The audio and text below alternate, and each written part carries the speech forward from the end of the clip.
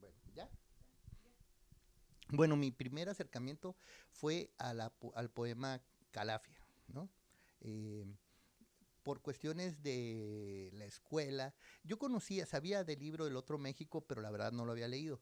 Pero terminando la universidad, me vine a dar clases y bueno, resulta que el poema Calafia en aquel entonces todavía lo seguían declamando en las escuelas y como llegué recién desempacado de la universidad, me dieron las materias paraescolares que tienen que ver con educación artística y me toca este asunto de las declamaciones y todo y por ahí me tocó trabajar con el texto de Jordán y conocer trabajos de declamación de otras escuelas que utilizaban este poema como parte del programa artístico. Ujú. Muy bien. Sabemos que hay por ahí una carta, que es la siguiente pregunta, de qué lecturas o referentes tomaste en cuenta para escribir este texto de Marina, escrita por Fernando Jordán. Sí, bueno, es, revisando, ya leyendo y conociendo un poco más sobre la obra de Fernando Jordán, sobre la obra y sobre la vida de Fernando Jordán, pues me enteré que no había, que hay varios misterios en torno a la muerte de Fernando Jordán. Y bueno, por ahí se dice que se suicidó, otros dicen que a lo mejor hubo otra situación, que lo asesinaron por sus posturas políticas. Hay quien piensa que a lo mejor fue un crimen pasional, en fin. El caso es que no se conoce si hubo una carta de un adiós del suicida. No sé, no, a lo mejor no existió nunca la carta y si existió, desapareció. Entonces es uno de los misterios en torno a la muerte de Fernando Jordán. Y dije yo, bueno, ¿por qué no jugar, recrear, después de conocer su obra, de ser admirador de su obra? Dije yo, voy a atreverme a escribir esa carta que no existe y como si fuera Fernando Jordán, tomando en cuenta sus propias palabras, lo que dicen de él, las cartas que también están compiladas por ahí en una de las ediciones del Otro México de su obra. Tomé algunos giros, algunas frases y me imaginé, traté de ponerme en los pies de aquel hombre aquella madrugada y así como él eres un escritor, bueno, me lo imaginé frente a la máquina y hice ese ejercicio. Eh, por supuesto que, te digo, no solo con la experiencia de lectura que tenía del Otro México o del Mar Rojo de Cortés, sino también con entrevistas. Por ahí hay un cuadernillo que no he logrado rescatar, que editó el gobierno del estado con entrevistas sobre Fernando Jordán a las personas que realmente lo conocieron en su época y otros materiales que te digo en los libros que han editado, algunos incluyen cartas que le envió a su jefe, cartas a familiares, en fin, anécdotas, y todo eso me sirvió para tratar de recrear eh, incluso pues el conocimiento de otros textos como el caso del mismo poema Calafia. Bien, sabemos que de entrada, como lo mencionabas ahorita, Fernando Jordán como gran escritor y también gran periodista. ¿Qué diálogo identificas tú entre el trabajo periodístico y literario en su obra? Bueno, hay varios vertientes, porque era antropólogo, o sea, era un estudioso, no, tenía una formación académica, yo creo, sólida. También era periodista, o sea, pero su formación es universitaria, ¿no? Periodista con formación universitaria, pero con talento literario. Incluso, digamos, con talento poético. Y fíjate que al principio a mí no me convencía el poema Calafia, porque lo leí con los prejuicios de muchas personas que piensan que como que el conquistador le habla al guaycura y que quién sabe qué. Y además pues es un poema que tiene una estructura de la poesía de su época, ¿no? Entonces uno empieza a conocer la poesía en la prepa y quiere uno de entrada ser vanguardista, desechar lo viejo y etcétera, etcétera, y como que sonaba un poco a eso. Ahora que lo leo y lo releo, encuentro cosas muy interesantes, muy buenas en ese poema, que en aquel entonces, te digo, estos prejuicios me hicieron ignorar el texto de Fernando.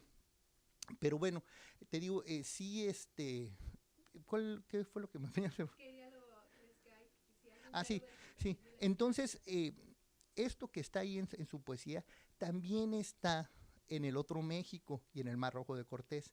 Cuando redacta, cuando está haciendo su crónica de viaje, inclusive a pesar de que él en el Otro México parte de su propio análisis histórico, antropológico, que actualmente seguramente los historiadores de aquí de la misma universidad han de señalarlos todos los errores o las pifias que comete, eh, a pesar de que trata de ser muy serio, él mismo dice, es una biografía sentimental sobre Baja California, ¿no? Entonces, es su viaje, ¿no? Desde el norte, desde las ciudades más norteñas hasta Cabo San Lucas, todo lo que vive, va haciendo una crónica, pero es una crónica de un viajero que tiene conocimientos antropológicos, que tiene conocimientos históricos, que tiene talento literario y que te puede explicar o que te puede mostrar con metáforas lo que piensa de las personas que va conociendo, y de alguna manera esas metáforas que utiliza, ese lenguaje literario poético, nos permiten de una manera diferente a lo que haría un estudio literario, una reflexión histórica, vivir, apropiarnos de estas expresiones que de algún modo nos están hablando de la identidad sudcaliforniana, particularmente la segunda parte del Otro México, que es cuando habla del país de los oasis, cuando describe la ciudad de La Paz, con esas imágenes poéticas, tú te sientes identificado con ellas, a pesar de todos los años que han pasado, y entonces ves, no solamente entiendes, sino ves con los ojos de la intuición, no con los ojos de la lógica, sino de la analogía, que puedes comparar una cosa con la otra, puedes comprender, más que entender o reflexionar, qué tipo de personas somos y posiblemente seremos por algún tiempo más los paseños y los subcalifornianos en general. Entonces, creo que es importante la relectura. ¿Tú consideras que esta relectura para las nuevas generaciones van a encontrar otras cosas en este poema? Yo creo que no lo hemos estudiado. No lo hemos estudiado y tenemos una universidad que tiene la licenciatura en historia, que tuvo la licenciatura, la maestría o el posgrado en historia regional y que ahorita tiene estudios también de posgrado que tienen que ver con el análisis histórico y literario. Y aquí están los vasos comunicantes, o sea, la historia, los buenos historiadores, si no son buenos escritores, son ignorados, ¿no? Entonces se ocupan las herramientas de la intuición también, aparte de las herramientas de la lógica y del pensamiento sistemático, metodológico y tal. Y qué mejor que estudiar a un autor cuya obra ha tenido, por lo menos aquí entre los subcalifornianos, ha tenido impacto. Qué mejor que estudiarlo a fondo y entonces ver cuáles son los vasos comunicantes, esto mismo que me preguntas, entre la realidad y la ficción, entre los estudios históricos, antropológicos, literarios, y entre las diferentes formas de aprender el mundo, ¿no? De una persona que se valió de varias herramientas de su oficio como reportero, de su formación académica y de su talento poético, narrativo, para entregarnos una obra que sigue siendo, que es releíble, por supuesto, pero no solo eso, debe de estudiarse. Hay otras obras importantes para nuestro análisis de nuestro pasado, pero esta yo creo que es, por ahí anda de boca en boca, pero no nos hemos sentado a analizarla sistemáticamente. No conozco estudios de sudcalifornianos. Sí hay de la Universidad de Baja California o de otras partes de México, personas que se han tomado la molestia de trabajarlo, pero de todas maneras me sigue pareciendo que está ignorado que está bastante ignorado por el pensamiento universitario. Las siguientes preguntas son más ¿qué significa para ti la obra El Otro México, biografía de Baja California Sur? Bueno, cuando yo estaba estudiando aquí en Baja California, en La Paz, llegó un momento que por diferentes razones me fui a la Ciudad de México, estudié una carrera, terminé. Y cuando regresé yo sentía que tenía que pagar el derecho de piso, ¿no? Como que había algo que me hacía falta y lo busqué en la obra de Fernando Jordán y lo encontré, o al menos encontré una parte, una luz, un rumbo, que fue rumbo también para mi propia creación literaria.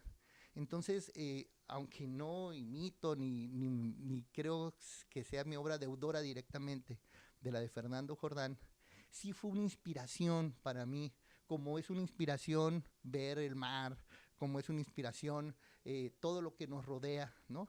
Y, y incluso lo que nos rodea nos permite vislumbrar lo que no nos rodea, ¿no? Entonces, no se trata de regionalismos exclusivamente, sino de han pasado grandes seres humanos que han recorrido estas tierras, que se han quedado enamorados, que han muerto en esas tierras, personalidades, ¿no? Que han hecho obras trascendentes, ¿no? Ya sea la novela de La Perla de Steinbeck, ya sea hay un viajero que no me acuerdo el nombre del científico que también anduvo por aquí, o sea, personas, y el mismo Fernando, que termina quedándose y que, digamos, dicen que se suicidó aquí en La Paz, que fundó un rancho, el rancho de San Juan de la Costa, que como las fundaciones californianas no prosperó, fue un reto tremendo para Fernando poco antes de morir. Quién sabe si esto tuvo que ver en su fallecimiento. El asunto es que para mí la obra de Fernando Jordán, El Otro México, me permitió vislumbrar, entenderme más, porque yo me asumo como subcaliforniano, me asumo como paceño y siento esta distancia, esta interiorización de una soledad que tiene que ver también con el aislamiento geográfico. Por eso en la carta de Fernando Jordán digo que quienes ven en el mar una frontera, que no hay que ver en el mar una frontera, sino una invitación al viaje, invirtiendo la fórmula. Pero yo también, de alguna forma, en mi fuero más interior, padezco de esa enfermedad, de esa pequeña pizca de soledad interiorizada, abismada, que muchos subcalifornianos tenemos. ¿Qué anécdota tienes de Fernando Jordán? Pues, sí, hay muchas muy interesantes, como cuando estaba planeando su viaje en la Ciudad de México y estaba en un edificio trepado y tenía un barco ahí y hacía todas las cosas para enseñarse a navegar, cuando realmente sale de aquí, cuando hizo su viaje por el Golfo de Cortés, que por poquito naufraga aquí en la pura salidita de la Ensenada de La Paz, en fin, y haberse atrevido, de que estaba Safis Day, le faltaban algunos jugadores, es más, lo que decían, se burlaban de él, que cómo se iba a ir, se fue con un amigo en una lanchita, ¿no? Era un ser en el Urano. Era un ser especial, llevaba una muñeca marina, ¿no? Su famosa marina, no sé, hay tantas cosas, tanto de su viaje por tierra, lo que nos platica sobre, por ejemplo, me encanta lo de los Comondús, San Miguel y San José de Comondú, su viaje en lancha cuando no puede salir de la zona que le llaman el Salsipuedes, sus charlas con este señor que hacía, que era piloto aviador, bueno, por un lado su gran amigo, que fue el que vivía, le prestaba una cabañita al lado de su casa, pero hubo otro en el Mar Rojo de Cortés, conoce a un mecánico que resulta que había volado con un motor de un carro Ford, o sea, hay muchas anécdotas, su perro que se llamaba Whisky, el asunto del rancho, de que pasó en un tractor, creo, en una panga de madera que no tenía tornillos sino clavos y que todos decían se va a hundir a la mitad de la bahía, en fin. No sé, cuál de todas es la más interesante. Me acuerdo, fíjate, a lo mejor miento que, pero mi abuela y mi abuelo me contaron que el día que se murió lo vieron, que venía del cine, y eso lo pongo en la carta, venía del cine de ver una película y que se veía perfecto, o sea, se veía bien, que platicó, cruzó algunas palabras con ellos y se siguió a su casa. Entonces, eso también me evoca porque muchas cosas, porque me acuerdo de mis abuelos que ya fallecieron y en ese entonces me contaron esto. Algo que está en la carta, que me llamó mucho la atención de Fernando Jordán, es cuando él dice en algún momento, en uno de los textos que leí, que cuando él viajaba por Chiapas, en la selva, se sentía asfixiado. O sea, nosotros que estamos aquí, que todo el tiempo vemos este semidesierto, queremos ver el bosque, queremos ver la nieve, queremos ver la selva, ver algo distinto. O sea, yo cuando fui a Tabasco, a Villahermosa, a un encuentro de escritores, esa cosa impresionantemente verde, que desde el avión yo decía, ¿qué onda, no?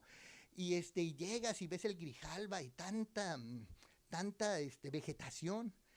Pero él decía que justamente ahí se sentía asfixiado y que aquí, en Baja California Sur, los espacios abiertos le devolvían la seguridad y decía que los espacios abiertos forjaban temperamentos, el carácter de hombres seguros, la seguridad, no sé, la aventura. Entonces él decía que se sentía mejor aquí porque podía ver a lo lejos y eso le devolvía la calma, ¿no? Y yo me acuerdo cuando estuve en la Ciudad de México, el hecho de que los edificios no te dejen ver sino hasta unos metros, de pronto me empezaba a dar asfixia también y cuando íbamos a algún edificio me subía hasta arriba para poder ver el horizonte. Aquí en La Paz ves el horizonte para donde voltees, ¿no? Entonces eso también me llamó que él prefiriera los espacios abiertos de la península que los espacios llenos de vegetación de la selva chapaneca, por ejemplo. Creo que luego seguimos con la conversación. Muy bien, pues muchas gracias. Gracias.